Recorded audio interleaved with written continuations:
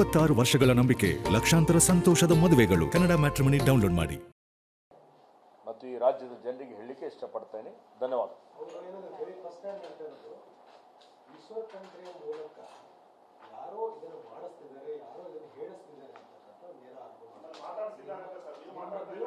ನೋಡ್ರಿ, ಈಶ್ವರ್ ಖಂಡ್ರೆ ಅವರು ಒಂದು ಮಾತು ಹೇಳ್ತೇನೆ. ಈಶ್ವರ್ ಖಂಡ್ರೆ ಯಾರ ಕೈಗೊಂಬೇನೂ ಅಲ್ಲ. ನಾನು ನಮ್ಮ ಪಕ್ಷದ ಒಬ್ಬ ಶಿಸ್ತಿನ ಸಿಪಾಯಿಯಾಗಿ ಯುದ್ಧದಲ್ಲಿ ವಿಶೇಷವಾಗಿ ಸಾರ್ವಜನಿಕರ ರಾಜ್ಯದ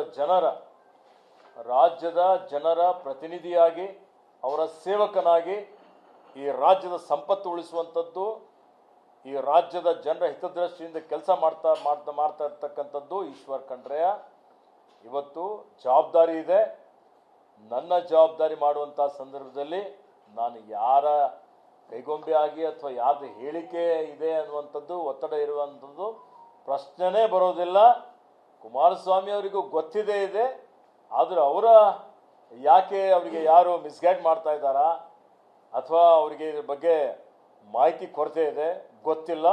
ಅವರು ಉತ್ತರ ಕೊಡಬೇಕು. ಯಾಕೆ ತಗೊಂಡಿದ್ದಾರೆ ನನಗೂ ಗೊತ್ತಿಲ್ಲ. ಈಗಾಗಲೇ ಸರ್ವೋಚ್ಚ ನ್ಯಾಯಾಲಯದಲ್ಲಿ ಪ್ರಕರಣ ನಡೀತಾ ಇದೆ.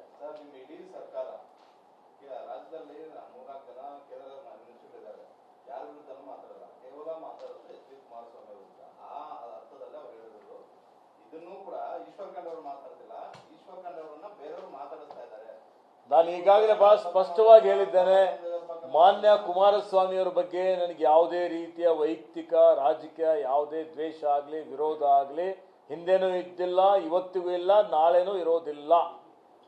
ಅವರಿಗೆ ತಪ್ಪು ಮಾಹಿತಿ ಇದೆ. ನಾನು ಅರಣ್ಯ ಸಚಿವನಾಗಿ ಮತ್ತು ಈಗ ರಾಜ್ಯ ಸರ್ಕಾರದ ಒಂದು ಭಾಗವಾಗಿ ಈ ರಾಜ್ಯದ ಪ್ರಕೃತಿ ಪರಿಸರ ಸಂರಕ್ಷಣೆ ಮಾಡುವಂಥದ್ದು, ರಾಜ್ಯದ ಆಸ್ತಿ ಉಳಿಸುವಂಥ, ಸಂಪತ್ತು ಉಳಿಸುವಂಥ ಒಂದು ಕೆಲಸ ನನ್ನ ಜವಾಬ್ದಾರಿ ಅಂತ ತಿಳ್ಕೊಂಡು ನಾನು ಮಾಡ್ತಾ ಇದ್ದೇನೆ. ಅದರಲ್ಲಿ ಯಾವುದೇ ರೀತಿಯ ರಾಜಕೀಯ ಆಗಲಿ ಮತ್ತೊಂದಾಗಲಿ ಇಲ್ಲ ಅಂತೇಳಿ ಭಾಳ ಸ್ಪಷ್ಟವಾಗಿ ಹೇಳ್ತಾನೆ.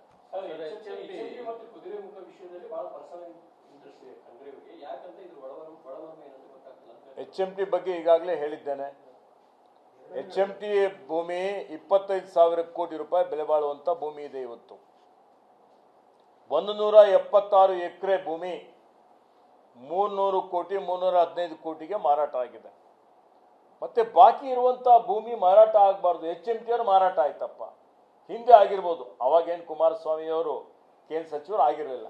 ಆದರೆ ಈಗ ಹೇಳಿ ಆ 313 ಕೋಟಿ ಎಲ್ಲಿ ಹೋಯ್ತು? ಯಾರಿಗೆ ಕೊಟ್ಟರು? ಯಾರ ಆಸ್ತಿ ಅದು? ಆ ದುಡ್ಡು ಯಾರಿಗೆ ಸೇರಬೇಕು?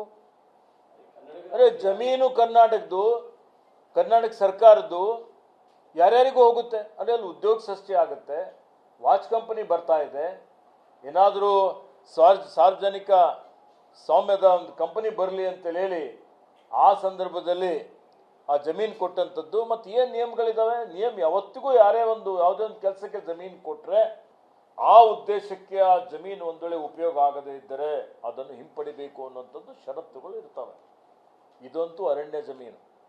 ಈಗೇನು ಕಾಯ್ದೆಗಳಿದ್ದಾವೆ, ಸರ್ವೋಚ್ಚ ನ್ಯಾಯಾಲಯದ ಕೇಂದ್ರ ಸರ್ಕಾರದ ಕಾಯ್ದೆಯಲ್ಲಿ ಇವತ್ತು ಅರಣ್ಯ ತಿರುವಳಿ ಆಗದೆ, ಫಾರೆಸ್ಟ್ ಕ್ಲಿಯರೆನ್ಸ್ ಆಗದೆ ಅರಣ್ಯೇತರ ಕೆಲಸ ಕಾರ್ಯಗಳಿಗೆ ಉಪಯೋಗ ಮಾಡಿಕೊಳ್ಳಿಕ್ಕೆ ಬರೋದಿಲ್ಲ. FC ಮಾಡಿದ್ರು. ಉದಾಹರಣೆಗೆ ನಾವು ರಸ್ತೆ ಕೊಡ್ತೀವಿ, ಉದಾಹರಣೆ ನೈಸ್ ರಸ್ತೆಗೆ FC ಆಗಿದೆ, ಪರ್ಯಾಯ ಜಮೀನು ಕೊಟ್ಟಿದ್ದಾರೆ. ಆದರೂ ಅದು ನೈಸ್ ರಸ್ತೆ ಆಗೋದಿಲ್ಲ. ಅಲ್ಲಿ ಆ ಉದ್ದೇಶ ಬಿಟ್ಟು ಬೇರೆದಕ್ಕೆ ಅವರು ಉಪಯೋಗ ಮಾಡಿಕೊಳ್ಳಿಕ್ಕೆ ಬರೋದಿಲ್ಲ. ಕಾಯ್ದೆಯಲ್ಲಿ, ಕಾನೂನಿನಲ್ಲಿ ಅದಕ್ಕೆ ಅವಕಾಶ ಇಲ್ಲ. ಇದು ತಿಳ್ಕೊಳ್ಬೇಕಲ್ಲ. ಇವತ್ತು ಕಾಯ್ದೆಗಿಂತ ಮೀರಿದ್ದೇವೆ ನಾವೆಲ್ಲ. ಕಾಯ್ದೆ ಅವ್ರು ನಿಮಗೆ ಅರಣ್ಯನೇ ಬೇಕು, ನಾವು HMT ಜಮೀನು ನಮಗೆ ಬೇಕು ಅಂತ ಹೇಳಿದರೆ ಲೋಕಸಭೆಯಲ್ಲಿ ಹೋಗಿ, ಮತ್ತು ಈಗ ಕೇಂದ್ರ ಸಚಿವರು ಇದ್ದಾರೆ, ಪ್ರಧಾನಮಂತ್ರಿ ಅವರಿಗೆ ವಿನಂತಿ ಮಾಡಿ ಲೋಕಸಭೆಯಲ್ಲಿ ಕಾಯ್ದೆ ತಿದ್ದುಪಡಿ ಮಾಡಲಿ. ಈ ದೇಶದ ಕಾನೂನು ಇದೆ ಅಲ್ಲ, ಈ ನೆಲದ ಕಾನೂನಿಗಿಂತ ದೊಡ್ಡವರಿದ್ದೇವ ನಾವು? ಕಾಯ್ದೆ ತಿದ್ದುಪಡಿ ಮಾಡಿ ಇವತ್ತು ಮತ್ತೆ ಏನೇನು ಬೇಕೋ ಅದು ಮಾಡ್ಕೊಂಡ್ಬಿಡಿ.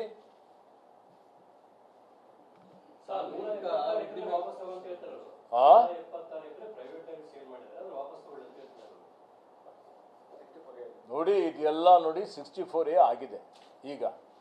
ಈಗ ಇದು ಸರ್ವೋಚ್ಚ ನ್ಯಾಯಾಲಯದಲ್ಲಿ ಇದೆ. ನಾವೇ ನಮ್ಮ ಅಧಿಕಾರಿಗಳು, ಹಿರಿಯ ಅಧಿಕಾರಿಗಳು ಏನೊಂದು ಸರ್ವೋಚ್ಚ ನ್ಯಾಯಾಲಯದಲ್ಲಿ ಡಿನೋಟಿಫೈ ಮಾಡಬೇಕು ಅಂತ ಹಾಕಿದ್ದಾರೆ. ಅದು ವಿಡ್ರಾ ಮಾಡ್ಕೊಳ್ಳಿಕ್ಕೆ. ಯಾಕಂದ್ರೆ ನಾವೇ ಹಾಕಿದ್ದೇವೆ, ನಾವು ವಾಪಸ್ ಪಡಿತೀವಿ ಅಂತ ಹೇಳಿದ್ರೆ ಇವರೆಲ್ಲ ಯಾಕೆ ಹೋಗ್ಬೇಕು ಅದರಲ್ಲಿ? HMT ಅವ್ರು ಯಾಕೆ ಇಂಪ್ಲಿಮೆಂಟ್ ಮಾಡಿದ್ರು? ಆಯ್ತಪ್ಪ, ನೀವು ಹೇಳ್ತಾ ಇದ್ದೀರಲ್ಲ ಈ ಜಮೀನು ಅರಣ್ಯದಲ್ಲ, ಮತ್ತೆ ನೀವು ಸರ್ವೋಚ್ಚ ನ್ಯಾಯಾಲಯಕ್ಕೆ ಹೋಗಿ ಯಾಕೆ ಇದು ಡಿನೋಟಿಫೈ ಆಗಲಿ ಅಂತ ಯಾಕೆ ಕೇಳ್ತಾ ಇದ್ದೀರಿ? ನಿಮ್ಗೆ ಯಾರೋ ಬರ್ಕೊಟ್ಟಿದ್ದಾರೆ ಅಂತ ಹೇಳ್ತೀರಿ, ಮತ್ತೆ ನೀವೇ ದ್ವಂದ್ವ ನಿಲ್ವಾ? ಹೇಳಬೇಕಲ್ಲ. 26 ವರ್ಷಗಳ ನಂಬಿಕೆ, ಲಕ್ಷಾಂತರ ಸಂತೋಷದ ಮದುವೆಗಳು. ಕನ್ನಡ ಮ್ಯಾಟ್ರಿಮನಿ ಡೌನ್ಲೋಡ್ ಮಾಡಿ.